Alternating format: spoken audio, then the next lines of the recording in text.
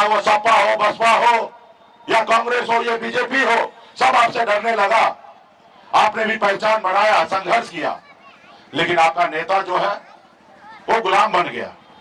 उनको ये निषाद समाज नजर नहीं आता है, सिर्फ उनको अपना घर परिवार नजर आता है। साथियों, आज आपके लिए लड़ाई कितना लड़ रहा है, आज जिनसे लड़ाई लड़ना है उनके गोद में बैठा हुआ है।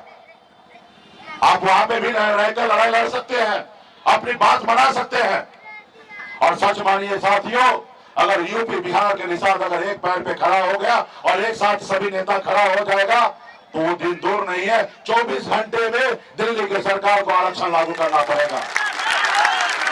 अगर आपका कोई दुश्मन है, अगर आज कोई रोक रहा है, तो आपका भाई और आपका बेटा और आपका नेता ही आज आपको रोक रहा है। साथियों, आज हमने आया ना, हम एनडीए सरकार में रहने के बाद, मंत्री रहने के बाद भी हम उत्तर प्रदेश में योगी जी को चैलेंज हमने किया था, लड़ाई लड़ा था, और सिर्फ आरक्षण के मुद्दे पे लड़ाई लड़ा था। मेरी उनसे कोई निजी लड़ाई नहीं है।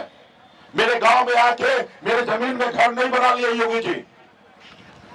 मैं अपने अधिकार के लिए लड़ाई लड़ा था कि जब संविधान में जब हम निषाद बिन दिलदार नोनिया मला को जब आरक्षण मिला है तो हमें क्यों नहीं लागू हो रहा है, और इसके लिए लड़ाई लड़ रहा था। वो दुश्मन बहुत मजबूत है, ताकतवर है, उनको जो निर्णय लेना था उन्होंने लिया।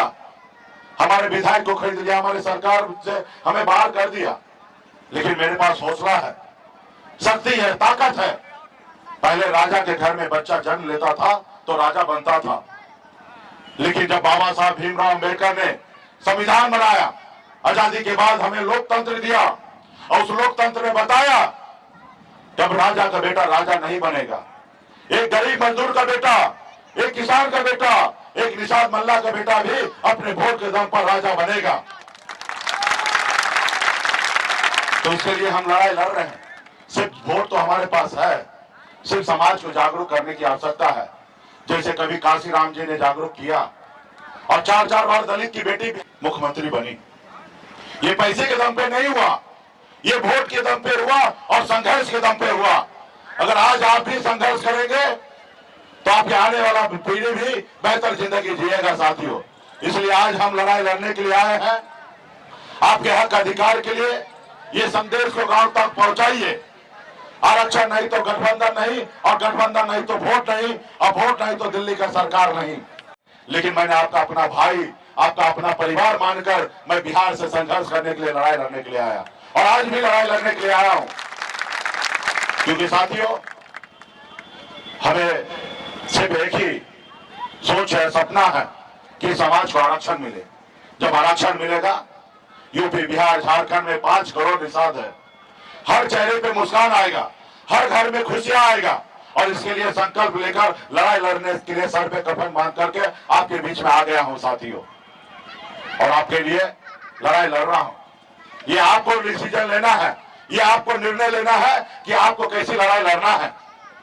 आज आपने भी बहुत अच्छा नाम किया था उत्तर प्रदेश में, आप भी जागरूक हो गए थे, लोग आपसे भी डरने लगे।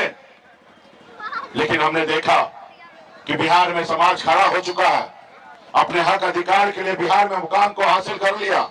लेकिन एक हमारा भाई अभी बहुत पीछे है, उत्तर प्रदेश में भाई बहुत पीछे है, और हमें लड़ाई जो है आरक्षण की लड़ाई लड़ना है, और आरक्षण की लड़ाई दिल्ली में लड़ना है। और जब हम बिहार का और उत्तर प्रदेश के निषाद भाई एक हो जाएंगे तो दिल्ली पे चढ़ाई करने में आसान होगा।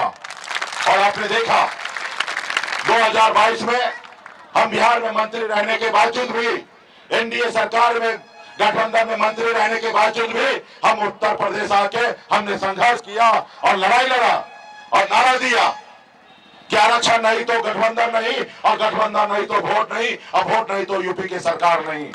हमने संघर्ष किया, लड़ाई लड़ा, जिसके कारण क्या हुआ, आपकी लड़ाई लड़ते लड़ते हमें बिहार में हमारा विधायक को भाजपा ने खरीद लिया, हमें सरकार से बाहर कर दिया। जो सरकार हमने बनाया था वो सरकार से बाहर कर दिया। मुझे कोई गम नहीं है, हमें खुशी है कि अपने समाज के हक अधिकार के लिए मैं लड़ाई लड़ रहा था।